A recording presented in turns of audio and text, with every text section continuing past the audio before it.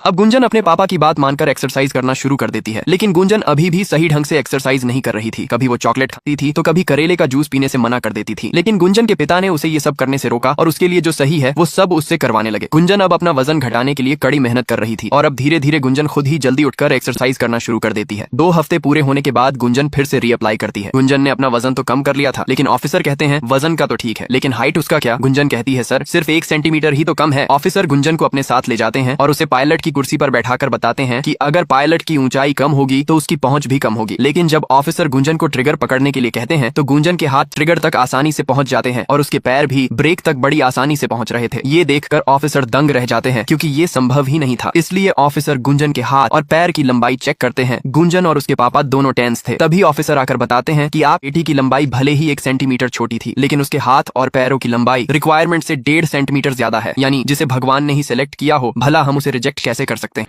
अब गुंजन की ट्रेनिंग शुरू हो जाती है। एयरफोर्स में पायलट बनने से पहले उन्हें आर्मी की तरह ट्रेनिंग दी जाती है ताकि वो सब दुश्मन का डटकर सामना कर सके और अगर कुछ हो जाए तो वो अपने साथियों की मदद भी कर सके। गुंजन जल्द ही हेलीकॉप्टर उड़ाना भी सीख जाती है और कुछ दिन बाद गुंजन की ट्रेनिंग भी पूरी हो जाती है और अब वो एयरफोर्स में पायलट बन जाती है। गुंजन के मम्मी और पापा बहुत खुश थे। गुंजन अपने एयरबेस पर जाने के लिए पैकिंग कर रही थी और वो बहुत एक्साइटेड थी, लेकिन तभी गुंजन का भाई कहता है गुंजन देख, जैसी दुनिया तुझे पापा ने दिखाई है वैसी दुनिया है नहीं। गुंजन का भाई कहता है ये फोटो में क्या दिख रहा है? गुंजन कहती है मेरी बैच के 11 पास आउट। गुंजन का भाई कहता है नहीं, इसमें 10 आदमी है, बाकी तुम समझदार हो। मैं क्या कहना चाहता हूँ, ये एयरफोर्स लड़कियों के लिए नहीं है। गुंजन अपने भाई की बातों पर ध्यान नहीं देती है, लेकिन सच में उसे बड़ी मुश्किलों का सामना करना पड़ेगा। गुंजन की पोस्टिंग ऊधमपुर एयरबेस पर होती है और पोस्टिंग के पहले वहाँ के जो इंचार्ज ऑफिसर थे वो अब सभी एयरफोर्स के जवानों को कहते हैं आज से सभी अपनी जिप को ऊपर रखना, अपना 6 पैक मत दिखाना और अब से ना गाली गलोच और ना ही दीवारों पर तुम्हारी हुस्नियों की फोटो लगेगी। सारे जवान कहते हैं हम पर अत्याचार क्यों कर रहे हैं। तभी उन्हें बाहर शोरगुल सुनाई देता है और जब वो बाहर देखने जाते हैं तब उन्हें पता चलता है कि गुंजन मेंस टॉयलेट में घुस गई थी, जिस वजह से हंगामा मचा हुआ था। ऑफिसर सबको बताते हैं यही है वो बड़ा बदलाव, इस एयरबेस की पहली महिला पायलट गुंजन सक्सेना। रिपोर्टिंग के समय सर कहते हैं आते ही हंगामा मचा दिया। गुंजन कहती है इमरजेंसी थी सर, मैंने बहुत जगह ढूंढा लेकिन कहीं पर लेडीज टॉयलेट मिला ही नहीं। सर कहते हैं कहाँ से मिलेगा जब लेडीज टॉयलेट है ही नहीं। गुंजन कहती है क्यों सर? वो कहते हैं क्योंकि ये जगह लड़कियों के लिए बनी ही नहीं है। गुंजन ये सुनकर थोड़ा सा उदास हो जाती है, लेकिन ये पहला साल था जब लड़कियों को भी एयरफोर्स में शामिल करने का सरकार ने आदेश दिया था। इतनी जल्दी ये सारे बदलाव संभव नहीं था, लेकिन गुंजन को एक नई सोच विकसित करने के लिए यहाँ पर बहुत सी परेशानियों का सामना करना पड़ेगा। रास्ते में सर गुंजन को ट्रेनिंग के लिए अगले 10 मिनट में चॉपर के पास पहुंचने के लिए कहते हैं। गुंजन जल्दी से ट्रेनिंग वाले कपड़े लॉकर से निकालती है, लेकिन वहाँ पर कहीं भी कपड़े बदलने के लिए महिलाओं के लिए अलग से व्यवस्था नहीं थी और हर जगह के रूम भरे हुए थे। गुंजन भाग करके कई कमरे चेक करती है, लेकिन कुछ भी नहीं होता और उसे मजबूरी में भागकर अपने रूम में जाकर कपड़े चेंज करने पड़ते हैं, जिसकी वजह से वो लेट होती है और हेलीकॉप्टर उड़ जाता है, जिस वजह से सीनियर ऑफिसर गुंजन पर गुस्सा हो जाते हैं और गुंजन की सारी उड़ानें रद्द करके उसे सजा के रूप में दिन भर एयरबेस के बाहर खड़े रहने की सजा देते हैं। रात को सभी लोग पार्टी कर रहे थे, गुंजन अकेली थी, इसलिए वो भी सभी के पास आ जाती है, लेकिन गुंजन के पास आते ही सभी लोग एक ना एक बहाने बनाकर वहाँ से चले जाते हैं। गुंजन लोगों से दोस्ती करना चाहती थी, लेकिन उसे देखते ही सभी लोग दूर भागने की कोशिश करते थे। चेंज रूम ना होने की वजह से गुंजन रोज लेट हो रही थी और उसकी ट्रेनिंग भी छूटती जा रही थी। इस बात से वो काफी परेशान थी, लेकिन उसे एक आइडिया आता है और वो 2 अलमारियों को खिसकाकर एक तरफ कर देती है और उन पर पर्दे चढ़ा देती है। कुछ लोग गुंजन का मजाक बना रहे थे कि वो अंदर जाके मेकअप थपोक रही होगी, लेकिन जब वो ड्रेस पहनकर बाहर निकलती है तो सभी के होश उड़ जाते हैं। गुंजन काफी समय से ट्रेनिंग ग्राउंड में बैठी थी, लेकिन काफी देर होने के बाद भी कोई भी पायलट नहीं आता है। तभी वहाँ पर सीनियर ऑफिसर आते हैं और कहते हैं आज तुम्हारे पायलट की तबीयत खराब है, इसलिए आज तुम्हारी ट्रेनिंग रद्द है। गुंजन को ये बात पता नहीं थी कि ये सब लोग उसके साथ जानबूझकर ऐसा कर रहे हैं, क्योंकि कमांडिंग ऑफिसर अपने वरिष्ठ अधिकारी से कहता है सर जी आप ये सॉर्टी कैंसिल करा दीजिए। कहीं ऐसा हुआ मैडम डर गई और रोने लगी तो मैं हेलीकॉप्टर को संभालूंगा या मैडम को? सीनियर ऑफिसर उसकी बात मानकर गुंजन को कहता है आज की सॉर्टी कैंसिल है क्योंकि तुम्हारे कमांडिंग ऑफिसर की तबीयत खराब है। गुंजन इस सबसे अनजान थी, लोग उसके साथ जानबूझकर ऐसा कर रहे हैं ताकि उन्हें गुंजन के साथ ना जाना पड़े। जिस भी कमांडिंग ऑफिसर की ड्यूटी गुंजन के साथ लगती वो अपने सीनियर ऑफिसर को ये कहते थे कि वो लोग गुंजन के साथ नहीं जाना चाहते हैं और सीनियर ऑफिसर भी उन लोगों की बात मान जाता था और एक नए बहाने बनाकर गुंजन को कह देते आज की सॉर्टी कैंसिल है। गुंजन थक चुकी थी, जब से वो यहाँ पर आई थी उसे एक भी मिशन पर नहीं ले जाया जाता है। यहाँ पर उसे एक अजनबी की तरह ट्रीट किया जा रहा था, इसे वो धीरे धीरे टूटने लगी थी। कुछ दिन बाद जब सीनियर ऑफिसर सबसे ज्यादा देर तक चॉपर उड़ाने वाले ऑफिसरों के नाम की घोषणा करते हैं तो उस लिस्ट में गुंजन का नाम सबसे नीचे था। ये सुनकर दूसरे बड़े ऑफिसर गुंजन पर गुस्सा हो जाते हैं और गुंजन से पूछते हैं क्या तुम बीमार थी या छुट्टी पर? गुंजन कहती है नहीं सर। ऑफिसर कहते हैं तो तुम इस सूची में सबसे नीचे कैसे हो? गुंजन क्या बताती कि हर रोज कैसे उसकी सॉर्टी कैंसिल करा दी जाती थी। गुंजन कुछ नहीं बोल पाती। ऑफिसर कहते हैं आज पता चल जाएगा तुम यहाँ रहोगी या नहीं। अब वो गुंजन के खुद कमांडिंग ऑफिसर बनकर उसे चॉपर पर ट्रेनिंग के लिए ले जाते हैं। सर कहते हैं वायुसेना में खराब पायलट की जगह नहीं है। गुंजन कहती है सर मैं खराब पायलट नहीं हूँ। ऑफिसर कहते हैं वो तो अभी पता चल जाएगा कि तुम बहाना दे रही थी कि तुम सच में पायलट बनना चाहती हो। अब ऑफिसर गुंजन की परीक्षा लेने के लिए चॉपर का इंजन फेल कर देते हैं और सारे कंट्रोल गुंजन को सौंपकर इमरजेंसी लैंडिंग करने के लिए कहते हैं। गुंजन थोड़ा नर्वस थी, लेकिन सर गुंजन को गाइड करते हुए कहते हैं सिर्फ लैंडिंग पर फोकस करो और कुछ नहीं। नीचे चारों तरफ पानी भरा हुआ था। तभी गुंजन को एक छोटी सी जगह दिखाई देती है। सर कहते हैं कि हमें उसी जगह लैंडिंग करनी है। गुंजन थोड़ा घबराई हुई थी, लेकिन ऑफिसर के इंस्ट्रक्शन और सपोर्ट की वजह से उसमें कॉन्फिडेंट आता है। अब गुंजन चॉपर को नीचे की तरफ ले जाती है और जब चॉपर पानी के पास पहुंचता है तब लैंडिंग के समय गुंजन सही से चॉपर पर कंट्रोल नहीं कर पा रही थी। उसके हाथ थोड़े कांप रहे थे।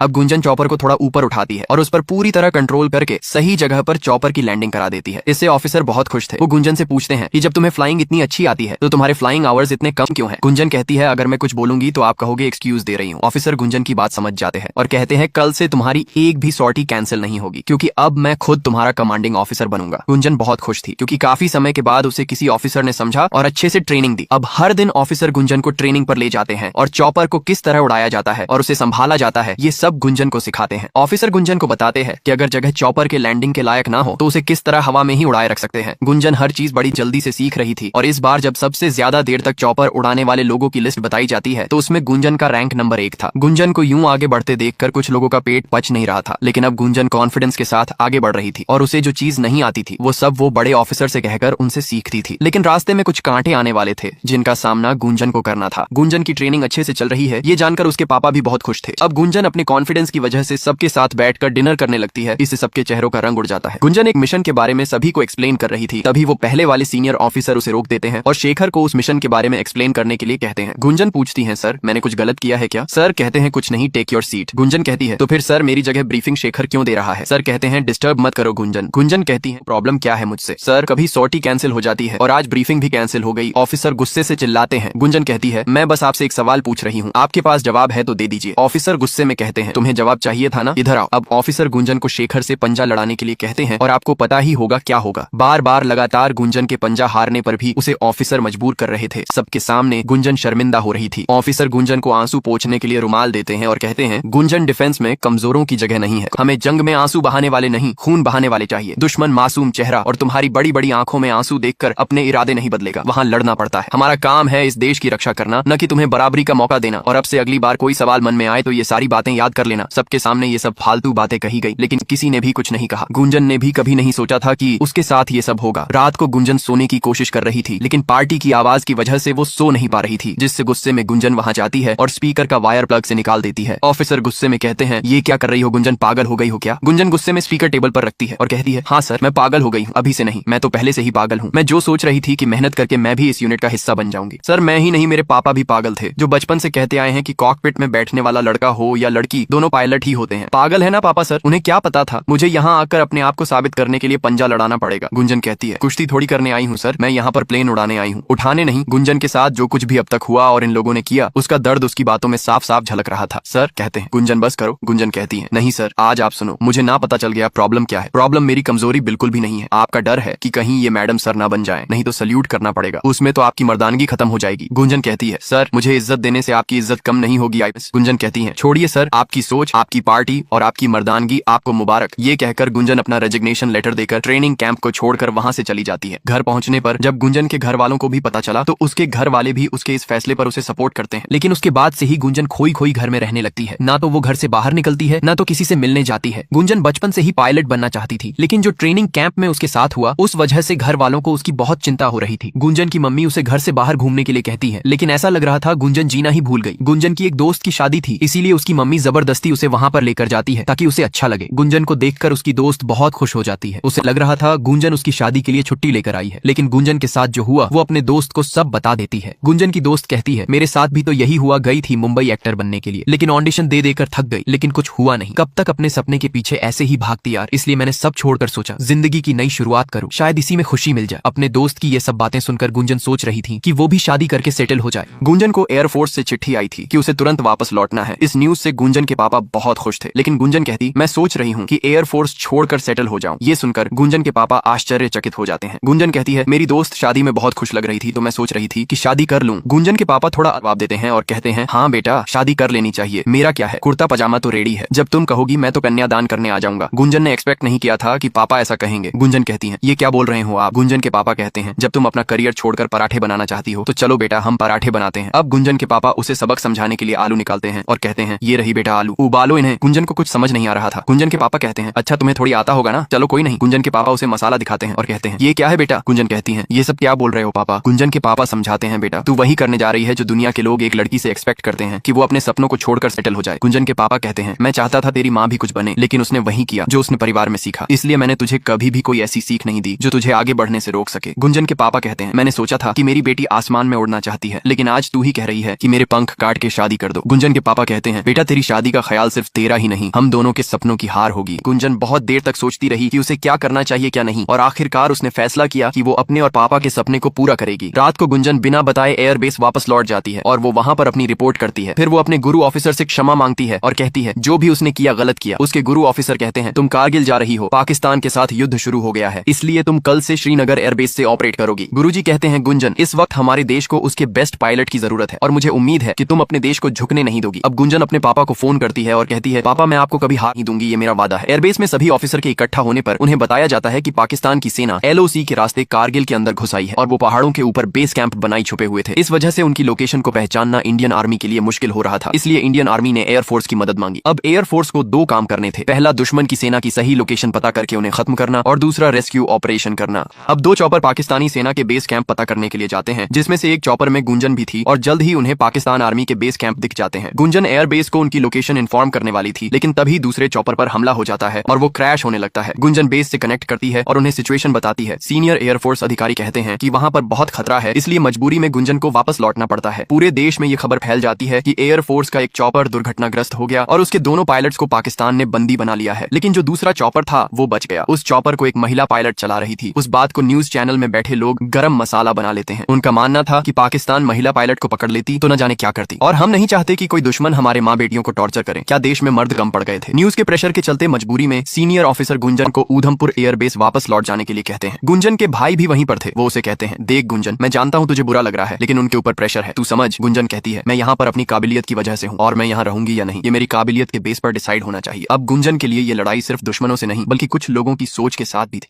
गुंजन का भाई उनमें से था जिसे लगता था कि महिलाएं अगर बाहर जाकर कुछ करती हैं तो शायद उन्हें इस पुरुष प्रधान समाज में बहुत सी मुसीबतों का सामना करना पड़ेगा। लेकिन गुंजन कहती है भैया पहले अपनी सोच बदलो, क्या पता आपको देखकर समाज भी बदल जाए। इन आर्मी की एक टुकड़ी किलो वैली की तरफ बढ़ रहे थे, तभी उन पर अचानक से ऊपर से हमला हो जाता है। पाकिस्तानी सैनिक पहाड़ों के ऊपर छुपकर इंडियन आर्मी पर हमला कर रहे थे, जिससे उस हमले में बहुत से हिंदुस्तानी सैनिक घायल हो जाते हैं। इसलिए उन्हें रेस्क्यू करने के लिए इंडियन आर्मी एयरफोर्स से मदद मांगती है। एयरफोर्स के ऑफिसर जल्दी से हेलीकॉप्टर तैयार करने के लिए कहते हैं, लेकिन तभी उन्हें पता चलता है कि जितने भी पायलट थे वो पहले ही मिशन पर जा चुके हैं। उनके पास अभी भी एक ऑप्शन बचा था और वो थी गुंजन। होक 1 में गुंजन के सीनियर ऑफिसर थे और होक 2 में गुंजन अपनी काबिलियत को साबित करने के लिए गुंजन के पास ये बहुत ही बढ़िया मौका था। जल्द ही उन्हें भारतीय सैनिक मिल जाते हैं। वैली क्लियर थी, उन्हें वहां पर कोई भी दुश्मन नहीं दिखता, इसलिए होक एक सैनिकों को रेस्क्यू करने के लिए जाता है और होक 2 यानी गुंजन ऊपर से दुश्मनों पर नजर रखती है। होक 1 जब जमीन पर लैंड करके सैनिकों को रेस्क्यू कर रहे थे, तभी गुंजन को पहाड़ों के ऊपर दुश्मन छुपे हुए दिखाई देते हैं। गुंजन होक 1 को इन्फॉर्म करती है, लेकिन सामने से कोई रिप्लाई नहीं आता। गुंजन बहुत कोशिश करती है उन्हें इन्फॉर्म करने की, लेकिन पाकिस्तानी सेना हॉक 1 पर लॉन्च पैड दागकर उसे डाउन कर देती है। गुंजन जल्दी से एयरबेस को सूचना देती है कि हॉक 1 डाउन हो चुका है। ऐसा